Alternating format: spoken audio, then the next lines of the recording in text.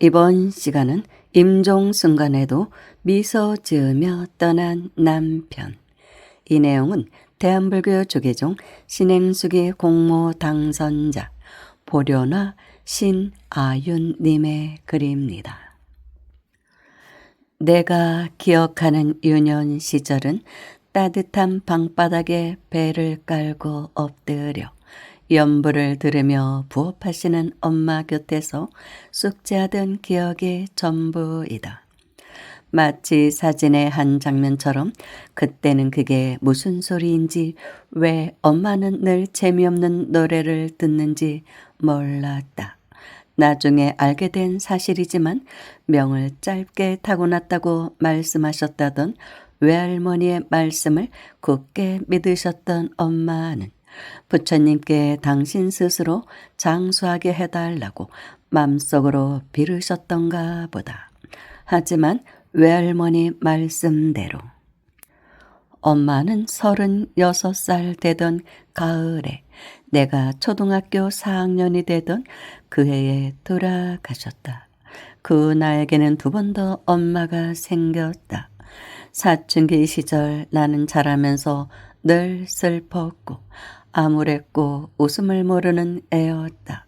친엄마 없는 외로움, 가난, 무관심, 마음 둘 곳 없이 그냥 그렇게 허공에 둥둥 뜬 채 진 회색빛 같은 삶을 살다가 도피하듯이 결혼을 했다.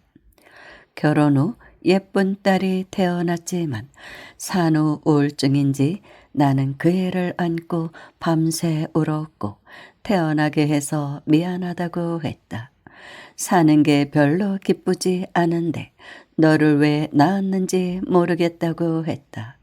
남편이 아무리 속 깊게 잘해주어도 고마운 줄도 몰랐고 하나뿐인 딸이 손을 내밀어도 따뜻이 그 조그만 손을 잡아줄 줄도 몰랐다.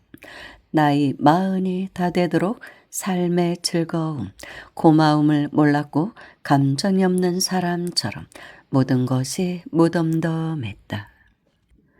그렇게 살다가 그동안 지내던 엄마 제사를 더 이상 지내지 않겠다는 아버지의 말씀에 둘째 딸인 내가 집에서 지내기도 남편 보기 민망하고 하여 지인의 소개로 절을 찾게 되었다. 난생 처음 가보는 절이었다. 절을 할 줄 몰라서 스님께 배웠다. 절에 엄마 위패를 모시고 나오려는데 스님께서 3주만 매일 와서 기도를 하라고 했다. 매일 와서 전수경을 읽고 가라고 하셨다. 그게 기도라고 하시면서 원하는 게 있으면 부처님께 빌어보라고도 하셨다. 하지만 뭘 원하는지, 누구를 위해 기도하는지 아무 생각도 안 났다. 차츰차츰 생각이 정리되기 시작했고 남편과 딸, 우리 가족 건강하고 행복하기를 빈다고 했다. 그랬다. 나에게 제일 소중한, 그동안 모르고 있었던, 나만 바라보던 우리 가족을 그때서야 깨달았다. 내가 변하기 시작했다. 절에 다니며 속까진 몰라도 겉으로는 일단 변했다. 남편과 딸을 부처님 보듯이 보라고 하시는 스님의 말씀을 따랐다. 내가 변하니 주변이 다 변했다. 남편도 편안하고 딸도 엄마가 변했다며 좋아했다. 나도 처음으로 행복이란 걸 느꼈다. 말로만 하던 기도가 진심이 되고 그동안 못했던 내가 미안했다.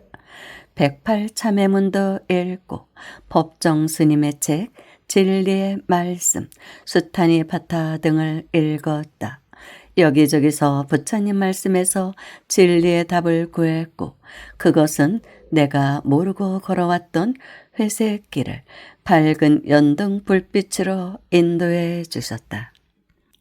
하루하루가 행복으로 충만했고 기뻤고 걱정이 없었다. 그러던 어느 날 남편이 사업 중에 보증을 서준 친구의 배신으로 어음이 부도가 났다. 상당히 큰 액수였고 그 일로 남편은 감옥에 갔다. 이사하려고 계약금을 치른 마당에 암담했다. 감옥 안에서 남편은 애가 탔다. 담담하게 감정에 치우치지 않고 6개월 면회를 다니며 남편을 안심시키고 돈을 마련하여 이사까지 했다. 남편더러 걱정 말라고 나 믿으라고 하며 큰일이 생기니 오히려 담대해졌다. 여기저기서 돈을 빌리며 차분히 일을 진행했다. 어디서 그런 마음의 힘이 나왔는지. 더 큰 일은 남편 출소 후 생겼다. 그동안 얼마나 속을 끓이며 힘이 들고 마음이 상했으면 남편은 몸무게가 20kg 이상이 빠져 있었다. 병원에 가서 건강검진을 해보니 큰 병원에 가서 갑상선 검사를 해보란다. 부랴부랴 큰 병원에 가서 검사를 해보니 갑상선 역형성암이란다. 앞으로 살 날이 2개월밖에 없으니 가족 사진이라도 찍으란다. 아무도 원망을 하지 않았다. 그저 살아있는 동안에 이 사람 아프지 않게 해달라고 부처님께 빌었다. 급성암에 걸리셨나 봅니다. 급성암에 걸리면 6개월 이상 살기가 힘들다고 합니다. 참 안타깝네요. 6개월의 항암, 30회의 방사선 치료가 계속되었다. 남편의 러닝 셔츠는 목둘레를 다 오려서 입혔다. 방사선 후유증으로 목 주변에 환홍이 생겨서였다.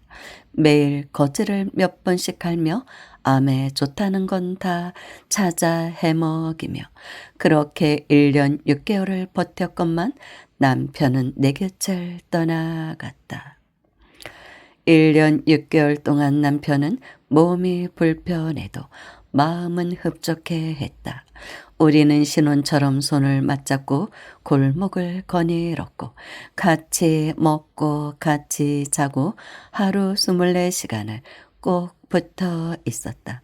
부처님께 빌었다. 이 사람 이대로 암과 함께 있어도 더 오래 내 곁에 있게 달라고. 마지막 중환자실로 들어가서 임종을 마치는 순간까지 남편은 평온하게 나만 보면 웃었다. 남편에게 말했다. 무서워하지 말고 밝은 빛만 따라가라고요. 스님께서 그렇게 말씀하셨거든요. 그리고 면회 때마다 찬불가도 부르고 퉁퉁 부은 팔과 다리를 주물러 주었다. 이분은 티벳 사자의 설을 읽으셨었나 봅니다. 또 스님께서 밝은 빛만 따라가라고 이제 그렇게 법문을 하셨다는데 이제 티벳 사자의 서에 근거해서 말씀하셨던 것 같습니다. 티벳 사자의 서는 연세가 드신 분들은 꼭 한번 읽어봐야 할 책입니다.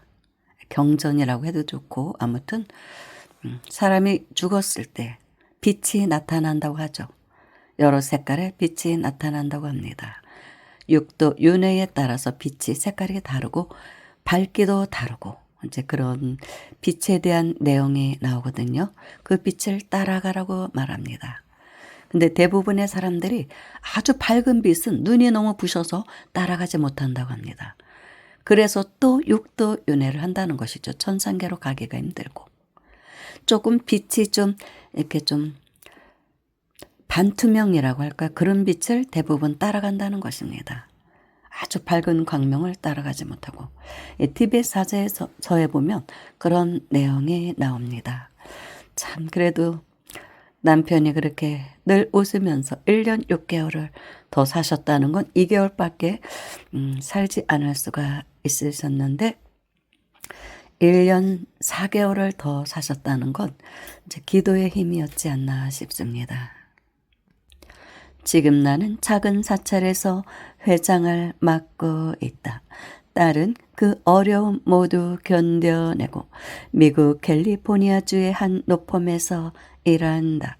여기까지 오면서 부처님을 믿는 마음이 없었다면 그 정신적인 내면의 힘이 과연 내게 있었을까 싶다.